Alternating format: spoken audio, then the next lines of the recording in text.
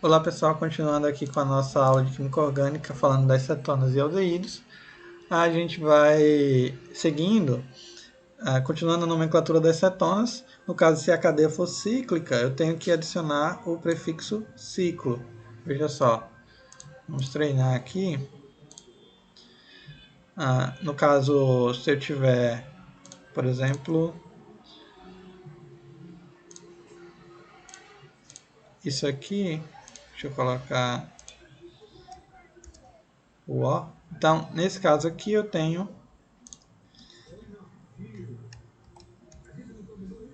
ciclo. Essa estrutura tem 5 carbonos, portanto, pent, só tem ligação simples. E, no caso, a gente não precisa numerar, porque, como é um ciclo, a posição 1 vai ser obrigatoriamente da carbonila. Então, ona, ciclo, pentanona, certo? Independente da numeração aqui, a gente vai ter essa característica, certo?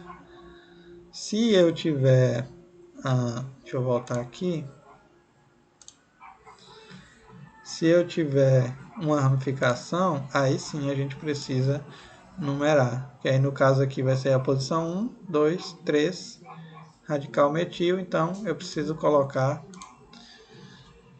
deixa eu aumentar aqui o tamanho. Então eu preciso colocar aqui na posição 3 o radical metil, certo? Então aqui eu tenho 3 metil ciclopentanona. Se a gente for observar a estrutura dela, está aqui. Tem aqui a minha carbonila e aqui a minha ramificação na posição 3, certo? Ok. Então vamos seguindo. No caso de termos uma cetona, uma dicetona, por exemplo, aqui, ou seja, dois grupos cetona, aí eu preciso numerar a cadeia e colocar a posição de cada grupo nos seus respectivos carbonos. Então, no caso aqui, eu continuo tendo 5 carbonos, continuo tendo uma cetona, só que agora uma delas está na posição 1 e a outra na posição 3. E como eu tenho duas, eu tenho que acrescentar o prefixo di. Então eu tenho a ciclopentano 1,3-diona, certo? Se eu tiver a cadeia aberta, também vai seguir a mesma regra. Eu tenho que colocar as duas e dizer a posição que elas estão, certo? Não tem muito segredo. Então vamos seguindo aqui.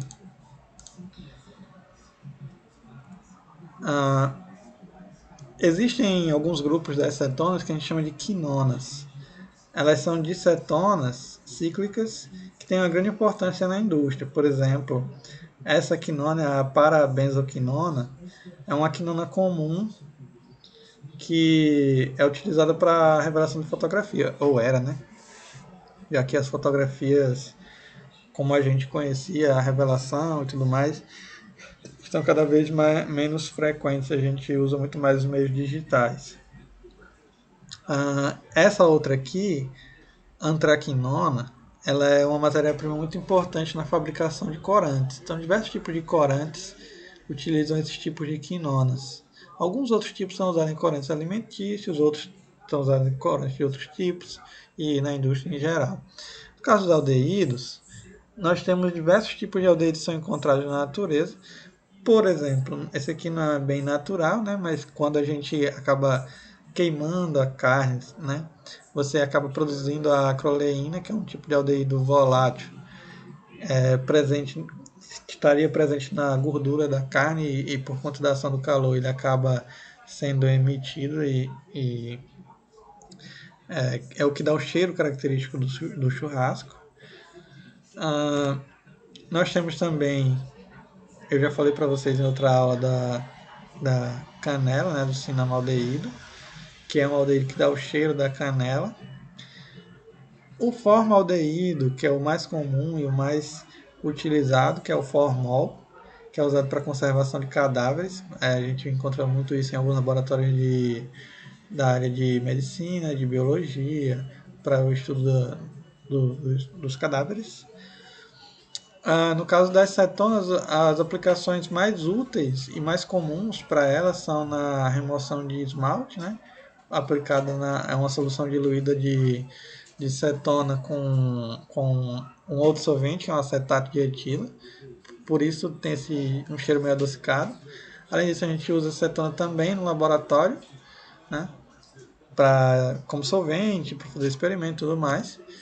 Uma outra forma de encontrar as cetonas é em alguns compostos de óleos essenciais.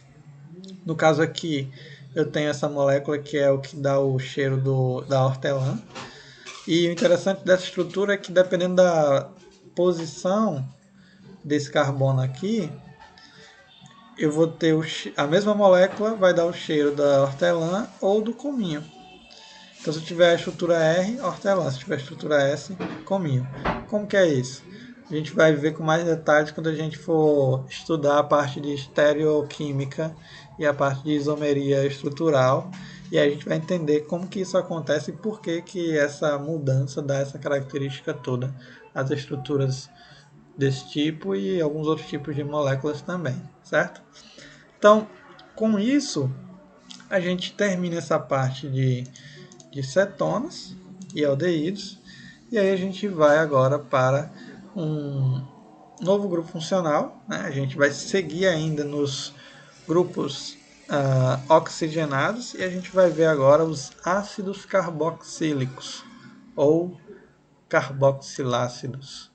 Eles são compostos orgânicos com um ou mais grupos desse tipo aqui, ó. Esse é o grupo característico do ácido, que a gente pode abreviar dessa forma, certo? Então, só para não confundir, é importante a gente saber que isso aqui é uma carbonila, certo? Elas estão presentes nas cetonas e nos aldeídos. Veja, se eu tiver carbono dos dois lados, eu tenho uma acetona. Se tiver carbono de um lado e hidrogênio do outro, eu tenho um aldeído. Isso aqui é uma hidroxila, que ela está presente nos álcoois e nos fenóis, que a gente já viu.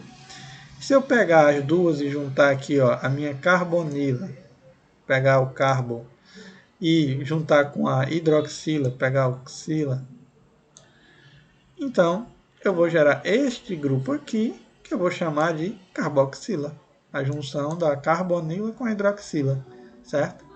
E aí, essa é a característica do ácido. Então veja, eu tinha um grupo que eu tinha a posição 1OH, eu tinha um grupo que tem C+O com carbono ou não, e agora eu tenho um grupo que tem carbono ligado a um O e ligado a um OH e uma cadeia de carbono seguindo, certo?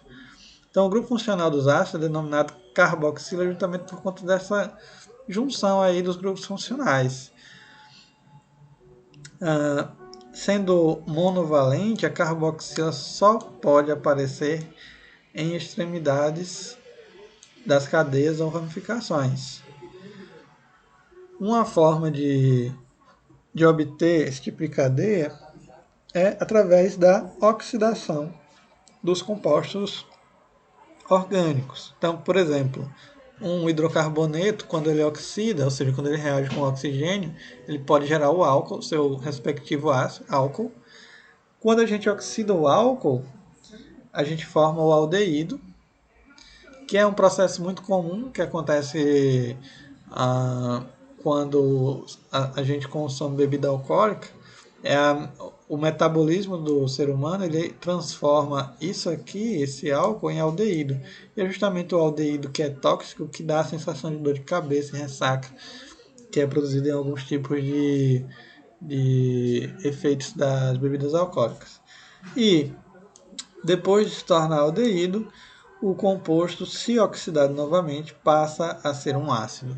Então, os ácidos podem ser classificados em alifáticos, quando eu só tenho estruturas normais dessa forma, sem cadeias aromáticas, ou aromáticos, quando eu tenho estruturas como essa aqui. No caso, o ácido benzoico ele é uma matéria-prima muito importante para a indústria, porque ele é utilizado como precursor do benzoato de sódio, que é um conservante muito utilizado na indústria de alimentos.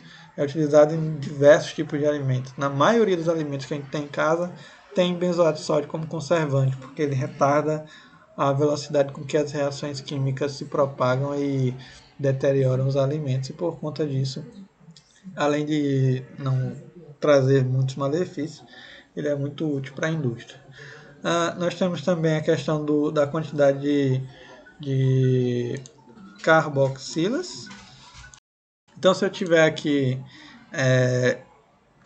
dois grupos carboxílicos, né, dois grupos ácido, eu tenho um diácido, né, e aí, no caso aqui é o ácido oxálico, e aí eu posso classificar os meus ácidos dessa forma também.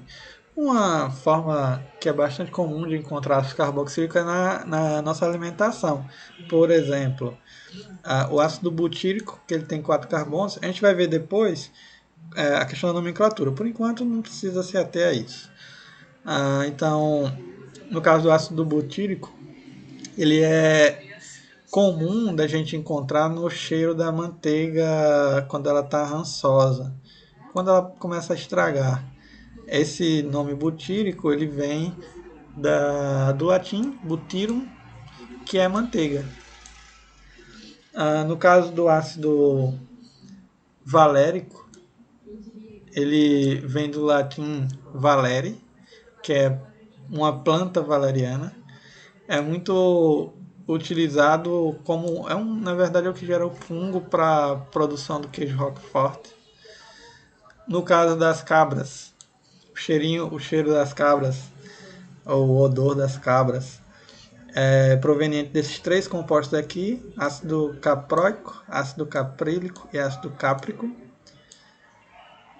Todos eles com 6, 7 e 8 carbonos, respectivamente. Esse nome vem do latim caper, que significa cabra. E por último, o ácido esteárico, que é um ácido muito grande, tem 18 carbonos. E ele é o que dá o cheiro do sebo, desse tipo de gordura que vem de stear, que é o que significa essa palavra em latim, certo? Então, a gente tem muitas aplicações para os ácidos carboxílicos e no caso da nomenclatura, a nomenclatura oficial da IUPAC, o ácido carboxílico ele termina com oico. Então, o que, é que a gente vai fazer? Coloca a cadeia principal, que é a cadeia mais longa que inclui a carbonila, adiciona a palavra ácido e termina com oico. Antigamente tinha uma nomenclatura que utilizava as letras alfa, beta e gama e algumas outras do alfabeto grego para, digamos que, facilitar o nome e a posição da carbonila.